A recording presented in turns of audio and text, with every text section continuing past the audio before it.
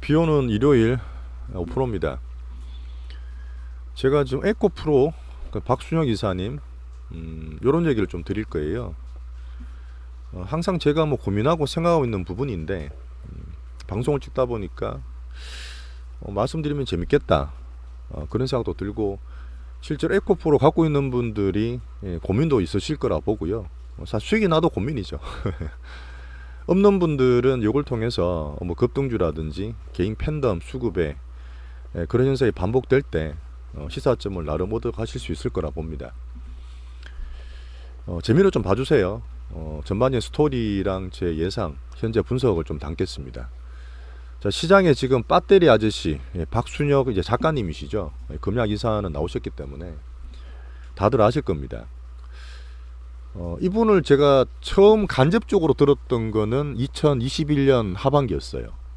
재작년이죠. 꽤 오래됐습니다. 그때는 뭐 제가 만난 것도 아니고 제가 뭐 친분을 과시하고 그럴 정도는 절대 아닙니다. 저는 이제 주식하다 보면 주위에 이제 이렇게 아시는 분들 많잖아요. 이런저런 얘기도 하고 이제 투자 펠로우들이 많으시니까 그때 이제 사실은 2차 전지를 처음 들었어요.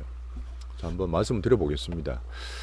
혹시 모르신 분이 계실 것 같아서 지금 배터리 아저씨 박순혁 이사님, 이분들이 이제 개인적으로 2차 전지 팬덤을 이끌고 있는 선봉장이신데, 이분의 종목은 지금 이렇게 요약이 돼요.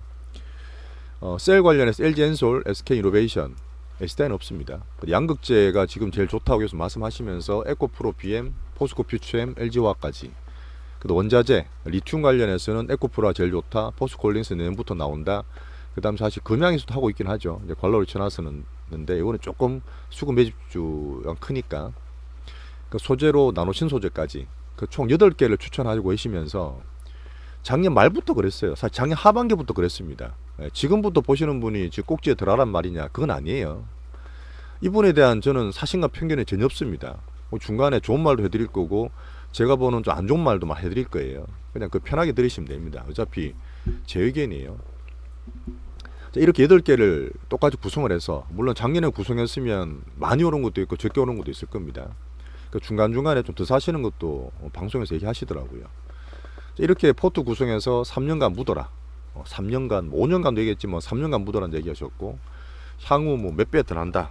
뭐 2배에서 3배? 뭐 지금 이제 더 올랐으니까요. 작년부터 얘기한 것 중에서는 지금 뭐 10배 넘게 오른 에코프로 돼 있으니까 현재도 뭐 5배 더 난다고 얘기를 하시더라고요. 자, 이게 이제 박순 이사님이 작년 하반기 그 7월부터 얘기했을 겁니다. 계속 얘기하고 계시는 일관된 주장이고, 실제로 근래 들어서 포스코홀딩스도 또 엄청나게 올랐지 않습니까? 그러다 보니까 개인 팬덤이 더 폭발하고 있는 거고, 에코프로 같은 거 보면서 더 한 거죠. 지금 제가 작년부터 말에 올해 초에 말씀드렸던, 물론 저희가 작년에 금량도 매매했지만 우리 투자의 차이점은 뭐냐면, 저는 3년 보유 안 해요. 3년 보유 안 합니다. 계속 말씀드리는 한국 증시가 꺾일 때 우리나라 모멘텀 증시상 수배나 몇 배씩 가는 것들은 꺾여요. 당연히 섹터 종목도 빠집니다. 그래서 저는 이제 기술적 분석과 기본적 분석 같이 하면서 매매도 단기로 스윙으로 드리고 중장도 포트도 그냥 홀딩하면서 갖고 있는 그런 스타일이에요. 그러니까 매매를 합니다, 저는. 근데 조금 다른 거는 예전에 어떤 장이 좋았을 무렵에 수배시 올랐던 그런 테마, 섹터 이런 거하고 달리 얘는 실적이 나온다는 거예요. 성장 스토리도 있지만 어닝이 나온다는 겁니다. 그러다 보니까 2020년에도 정말 많이 오르고 1배도 올랐지만 2021년 작년에 장 꺾일 때도 시장 대비 잘 살아남았고 하락률이 적었던 거예요. 그건 조금 다르다 보시면 돼요. 그런 면에서 박 기사님 같은 케이스는 몇 년까지 말씀하신 거라 저는 봅니다. 그래서 지금 2015년 이후에 저는 전기차 테마도 있었고, 그 다음 2차 전지는 2020년도 BBIG로 있었어요. 자, 그리고 올해 들어서 2차 전지가 올해 초 미국 IRA 모멘텀이 생기면서 이 슈팅이 상당히 나오고, 그 과정에서 개인 팬덤에 대한 박수인 이사님이 더 부각되는 거라 저는 보고 있습니다. 그래서 저는 올해 초도 말씀을 드렸는데 2024년 올해가 장이 우리나라도 바닥치고 올라오는 중이고요. 대장주가 2차 전지지 않습니까? 그렇게 보면 가장 상승률이 높은 한 해가 될 수도 있어요. 물론 단기 상승률로 보면 그 BBIG가 좋았던 2020년에 10배 넘게 오른 것도 있습니다. 지금 한번 보세요. 에코프로나 보시면 그때도 더 올라온 적이 있었는데, 그 사실 거의 100배 올랐어요. 100배. 에코프로가 중간에 저도 설명을 한번 드렸었는데, 근데 실제로 5년 7년 동안 매출이나 영업이 100배 올랐습니다. 지금 비싸다고 할 수 있는 건 사실 아니에요. 당장 뭐 포가 지금 80배다 70배다 그러고 정권사에서는 가짜로 몇백 배로 말하고 있는데, 지금 사실 비싸다 볼 수는 없습니다. 매출이 그렇게 늘고 있고, 실적을 통해서 앞으로 이제 규모 경제되면 성장률이나 상승률이 조금 떨어질 수 있겠죠. 하지만 여전히 저는 고포에 살 만한 시기라 보고 홀딩할 수 있는 시기라고 봅니다. 중장기적인 측면에서는요. 하지만 제가 방금 말씀드렸던 시장이 꺾이면 끝난다는 그런 측면도 있지만, 이런 급등주들 있죠.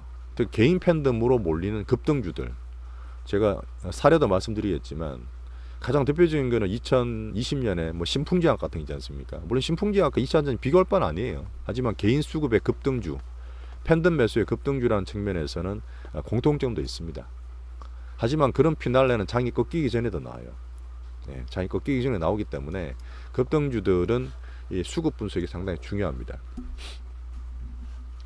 자, 우리는 작년 말 이후에 2차전지 기본 포트를 좀 꾸리고, 박 작가님은 조금 다릅니다. 차이는 좀 있고 매매도 계속 들어요. 실제로 제가 박 작가님 말씀 안 하셨던 LNF도 좀 들고 있고, 코스모 종목도 하고 있죠. SDI도 좀 있고요. 좀 줄였지만 또 여러 가지 2차전지 내에서 반도체도 좀 보면서, 그 박 작가님은 반도체 정말 안 좋아하시더라고. 왜 반도체 삼성전자 사느냐, 무조건 2차전지 몰빵하는 식으로 얘기를 하시는데, 뭐 저는 사실 그렇게는 보지 않습니다. 그래서 일단은 그런 차이점을 말씀드리는 거고, 항상 제가 우리 포트나 제가 기존적으로 보는 투자 철학은 여러 가지 다양한 좋고 나쁘고 온갖 아이디어를 저는 참고하고 분석을 하고 따라갑니다. 하지만 결국은 제가 보는 시장 사이클, 종목 시그널을 보면서 이걸 기준으로 해요. 어떻게 보면 작년에 2차전지가 많은 그렇게 많이 나와도 안 올라가고 돈이 안 몰렸으면 저는 안 샀겠죠. 시장에서 보이기 때문에 시그널을 따라가는 게 우리 투자의 가장 기준입니다. 요거는 그냥 여담으로 들으세요. 2차전지를 저는 사실 별로 관심 없었습니다. 작년 하반기에는 제가 코인주나 뭐 그런 거 가지고 넘어왔었고요. 작년 하반기 아니라 2021년 하반기에요. 재작년 하반기에 그렇게 넘어갔었고, 하신 분은 아실 겁니다. 2021년 재작년 하반기에는 2차전지에 대한 얘기를 다른 투자 펠로우나 이제 정보회 같은 데서 우리끼리 하는 그런 데가 있어요. 좀 듣긴 했습니다. 근데 그때 2차전지가 괜찮을 거다 했는데 2021년 다음 해 2022년 어떻게 됐죠? 장이 박살났잖아요. 이때만 하더라도 나스닥이 좀 위험하다, 많이 올랐다는 것만 듣고, 제가 작년 초에 2월 달에 나스닥 급락설 이런 시나리오 찍을 때만 해도 이렇게 빠질 줄 몰랐죠. 그러다 보니까 2021년 하반기 2차전지 좋은 성장 스토리 보고 들어간 사람들도 1년 내내 고생한 겁니다. 1년 내내. 1년 내내 고생하다가 이제 갖고 있는 분들, 끝까지 믿고 공부했던 분들이, 들고 있는 분들이 수익이 나는 거예요. 절대 돈이 쉬운 게 아니죠. 이때 하여튼 처음 들었는데 그때 뭐 간접적으로 약간 들었던 적이 있습니다. 근데 이거는 뭐 그냥 정보니까요. 그리고 이제 사실은 내용 아시는 분들 계시겠지만 제가 트위터에서는 계속 말씀을 드렸어요. 그 지금 3프로 TV 싫어하시잖아요. 3프로 TV에서 2차전지 안 좋게 얘기했다, 보수가 말했다. 근데 정권사나 일반적인 기관에서는 이런 급등주에 대해서 좋은 얘기를 할 수가 없습니다. 그건 또 인정하셔야 돼요. 개인분들이 많이 사고 누구 따라서 맞췄다 엄청 돈이 벌고 내 계좌가 는 거는 정말 축하하고 좋은 일이지만, 일반적인 기관들이 말하는 것들은 이 급등주에 대해서 좋게 말할 수가 없습니다. 그건 또 이해하고 들어야 돼요. 근데 7월 달에 이 금양 박 이사님이 처음 출연했던, 나중에 또 방송에 말도 되던데, 그때 처음 나왔던 방송이 사실 압권이에요. 3%의 압권입니다.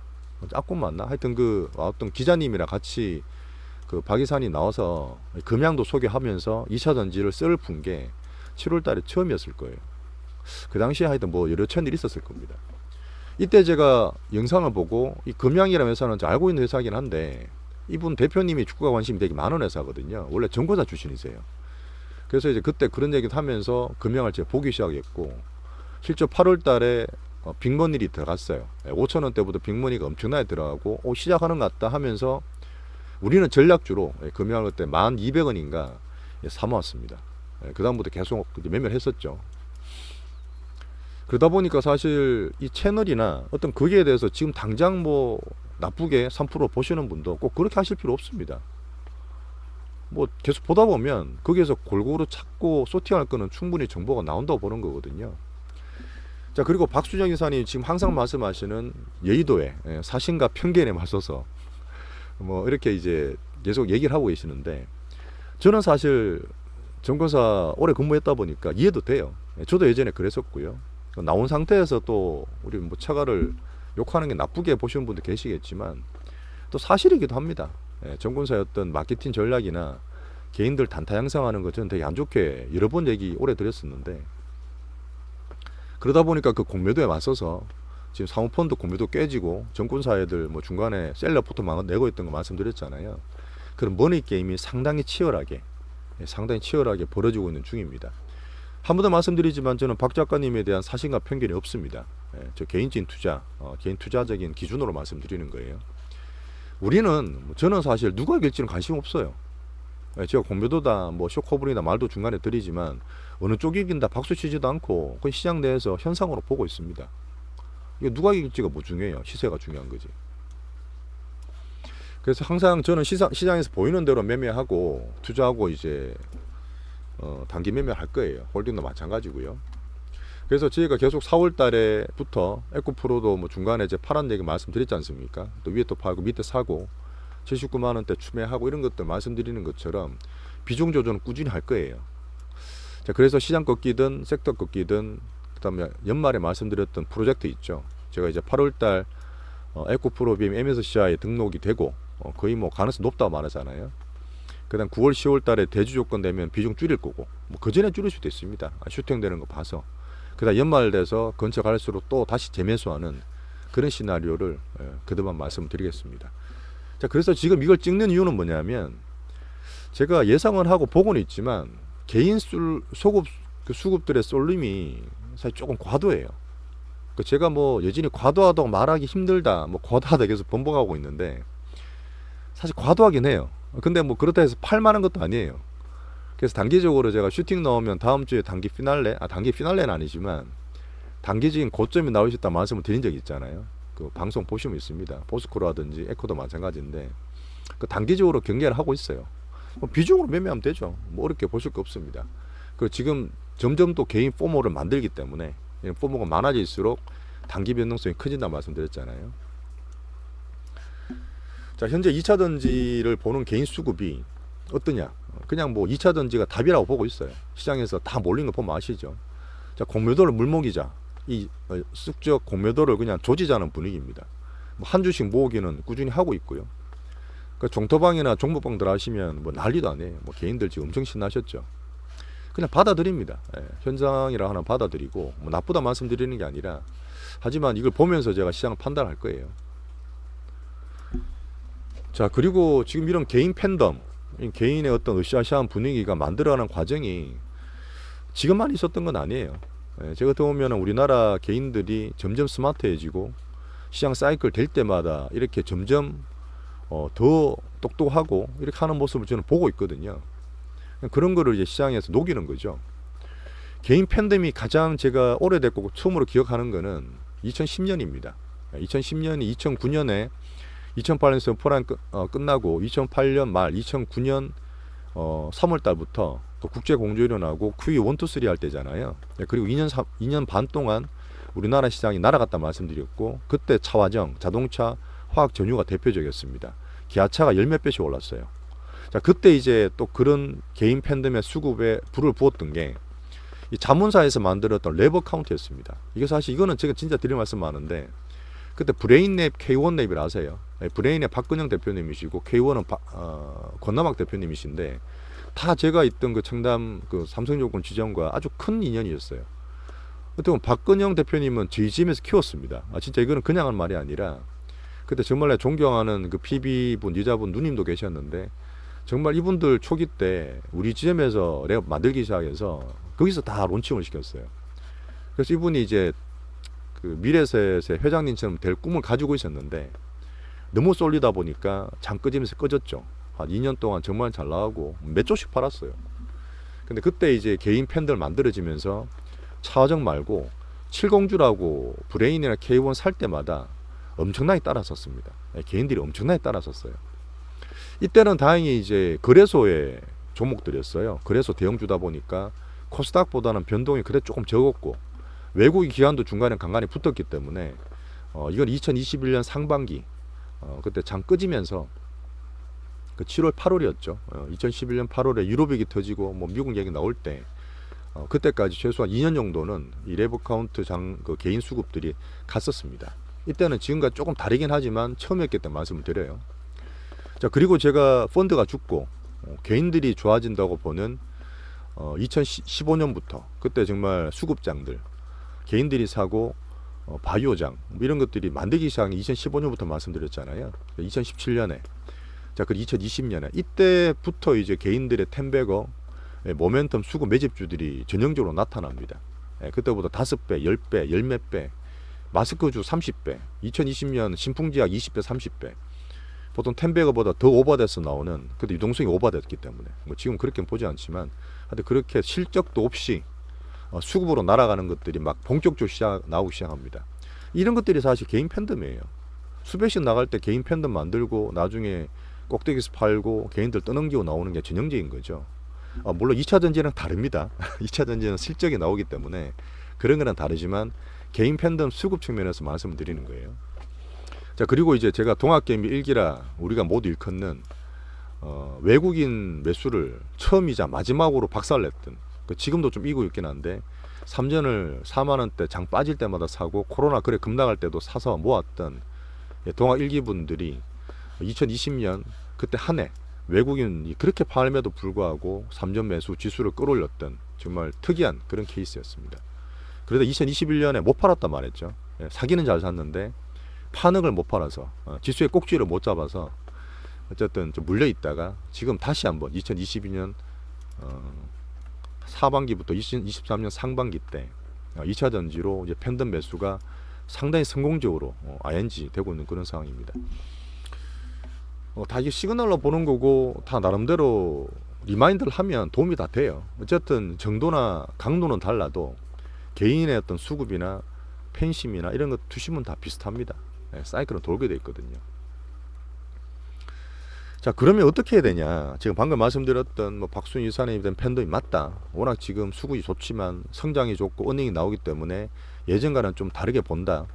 하지만 개인의 수급 팬심이 너무 몰릴 때는 단기로 시그널이 나오고 조금 조심해야 된다. 어떻게 할 거냐? 그게 중요한 거죠. 결론은 뭐 에코프로나 2차전지 전략 말씀드린 것처럼 8월, 9월, 10월 그 전략대로 좀 할 거예요. 하지만 개인 투심이 워낙 단기로 강하다 보니까 한번 이런 걸 잠깐 말씀드리는 겁니다. 여전히 시장 사이클 전체 시장 모두는 괜찮아요.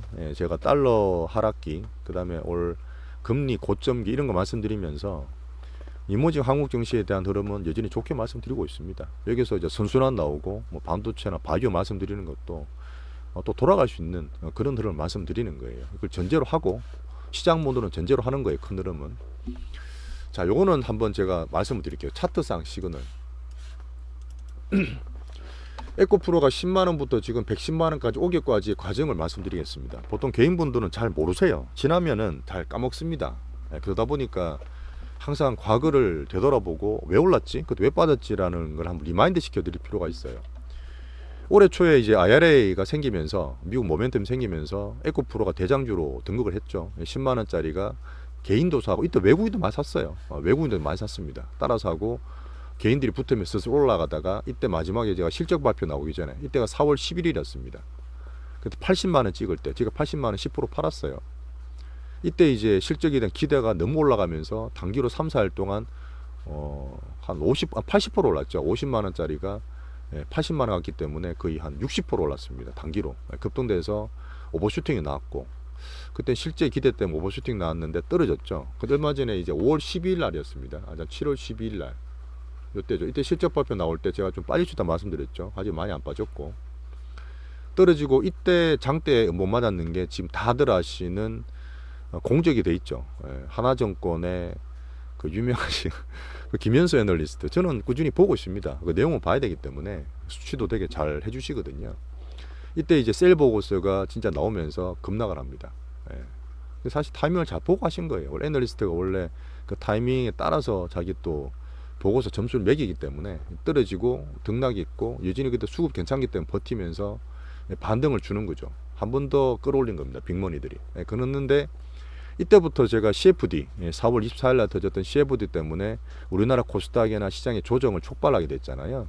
시장이 폭발합니다. 폭발하고 떨어지기 시작하죠. 개인들의 수급이 너무 몰렸을 때예요. 이때가 개인 팬덤이 너무 좋아서 너무 몰리고 피날레를 쳤을 때입니다. 80만 원대. 이때 말고 한 번 더 팔 게 또 주죠. 그리고 떨어지는데 이때 장봉봉 때는 또 다른 주적, 그때 유진의 한병환 애널리스트가 에코프로 비행 같은 것도 셀 보고서 같은 거 내면서 한 번 더 떨어집니다. 쭉 떨어지는데 거기다가 이제 설상가상으로 지금은 아니지만 어쨌든 대주주로 계시는 이 에코프로의 회장님, 전 회장님이죠. 이동채 장님이 법적 구속이 되십니다. 이때 발표가 5월 11일 날 하면서 한 번 더 떨어지죠. 떨어지면서 거의 이제 한 60만 원, 50만 원대까지 빠집니다. 자, 보세요. 이렇게까지 쭉 외국인 사서 괜찮고 실적 좋고 2차전지 알게 되고 박이사님 팬덤 모이고 하면서 실적 정말 좋게 나올 거라 빵 했는데 좋지만 실적보다 기대가 나쁘게 나왔어요. 그리고 이제 떨어지고 한 번 더 크니까 매수를 줬는데 이때는 단기 시장 리스크였어요. 우리 조정받았던 시용이 터진 거죠. 개인 수급이 폭발했었고 떨어지고 80만 원짜리가 50만 원까지 빠집니다. 30% 같으면 거의 40% 빠지는 거예요, 위에서. 조정을 받고 저희는 왔다 갔다 할 때 이때 저희가 사드렸어요. 55만 원대. 추매를 하라고 말씀드렸습니다. 이때 파신 분들 좀 추매라고 말씀드렸고, 왜 그랬냐면 매수 들어온 게 보이거든요. 또 시장 대장주는 쉽게 안 죽거든요. 2차 전지의 성장 스토리는 유했거든요. 그런 판단이 다 종합적으로 작용했었습니다. 자, 그리고 이제 또다시 올라가죠. 이때는 왜 올라갔냐? 제가 애증으로 말씀드리는 테슬라. 테슬라입니다. 테슬라가 이제 그때 200 몇 불? 그때 단기 고점을 뚫으면서 단기 고가를 내기 시작했고, 우리나라 2차 전지에 테슬라가 영향을 주게 된 시기였어요. 그때 매수 확 들어왔죠. 올라가고 이제 고점 뚫느냐 마느냐를 계속 고민했던 시기입니다. 제가 70 몇만 원, 80만 원대에서 물량을 계속 보고 있었을 때고, 저는 이때 더 드렸어요. 에코프로, LNF를 절반 팔아서 고점 돌파가 될 것 같으니까. 왜? 매기가 너무 좋았거든요. 이게 말씀드리는 수급 매집중, 어떤 수급 파워입니다. 79만 원에 추가로 더 추매를 시켜드렸어요. 자, 그리고 살짝 조정을 받았지만 21선 닫고, 이때 이제 공매도 쇼커브링, 쇼스퀴즈가 박살이 나면서 엄청나게 들어왔죠. 그때 이러면 20%가 단기로 급등해 버립니다. 자, 그리고 제가 말씀드리는 오션 따라가면 좋다, 출렁출렁거리고 7월 12일 날 실적 발표 나왔는데 예상치보다 조금 적게 나왔죠. 그러다 떨어졌고, 그때도 한번 제가 찍어드렸어요. 이때 에코프로 100만 원 찍는 날 기념 영상을 찍었고, 한 90만 원대 지지받으면 좋겠다 했는데 다행히 90만 원 지지받고 올라갑니다. 자, 그리고 이제 어제예요. 금요일 날. 이때 이제 MSCI 관련해서 8월 11일 날 등록이 거의 확정적으로 될 것 같다는 얘기 나오면서 한번 더 땡겼죠. 에코프로 BM이나 다른 쪽으로 매기가 쏠렸는데 에코프로도 같이 올라간 겁니다. 자, 보세요. 지금 올해 상반기부터 거의 이제 7개월 동안의 예정을 제가 말씀드린 겁니다. 여기서 우리가 받을 수 있는 인사이트는 뭐냐면, 단기로 한번 꼭지치면 이것도 30% 40% 빠지는 거예요. 암만 대장주고 난리 친다 하더라도 이게 빠질 수 있는 겁니다. 자, 나 30% 40% 의미 없어. 그냥 박순 이사님처럼 몇 배 보고 그냥 들고 있을래. 앞으로 2배 3배 더 갈 수 있다 그러니까 뭐 한 400만 원 얘기하시던데 한 3년간. 어쨌든 제가 이제 말씀드렸던 부분은 이런 포인트들 말씀드리는 거예요. 우리 개인분들은 몰빵 찍고 덮어, 이런 분들은 저랑 안 맞다 말씀드렸어요. 저는 시장을 쫓아가고 항상 시그널을 공부를 하면서 체싱을 합니다.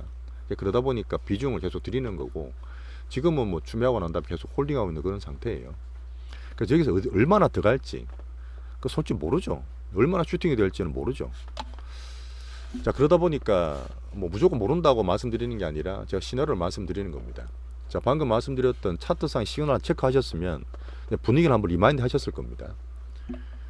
자, 이게 계속 나왔어요. 에코프로가 사실 안 좋게 봤던 부분은 김현수 애널도 마찬가지지만 리튬 가격을 너무 저평가했잖아요. 뭐 킬로그램당 8만 원 되게 나왔었는데 물론 이게 지금 전구체라든지 양극재 판가에 영향을 주고 있습니다. 지금 레포트들도 또 하반기에 보수적인 분위기 나오는 걸 저도 알고 있어요. 하지만 그런 걸 따지더라도 또 긍정적 부분도 있죠.